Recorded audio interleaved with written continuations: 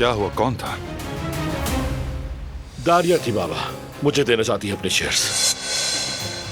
तो फिर और क्या चाहिए? फौरन ले लो शेयर्स, ये चांस दोबारा नहीं मिलेगा।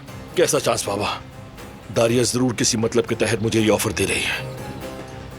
वो तो ये भी कह रही थी करीम की मौत पर उसका ज़मीर मलामत कर रहा है। कैसे यकीन करूं उस पर? बेटा, ये यकीन या बेयकीनी का मसला नहीं है, ये मफाद का मामला है, मफाद का। वो अगर तुम्हारा हाथ थाम रही है तो तुम उसके दोस्त तो नहीं हो जाओगे ना। इस वक्त फायदे को देखो बस। बाबा मुझे इसमें क्या फायदा होगा? ताकत बेटा, ताकत। काराबे के शेयर्स का बड़ा हिस्सा तुम्हारे हाथ आ जाएगा, और क्या चाहिए?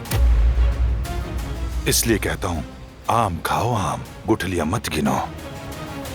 जो मौका आता है बस उसे इस्तेमाल करो, ये मेरी नसीहत है तुम्हें। बाप हूं तुम्हारा, इसलिए कह रहा हूं तुम्हें।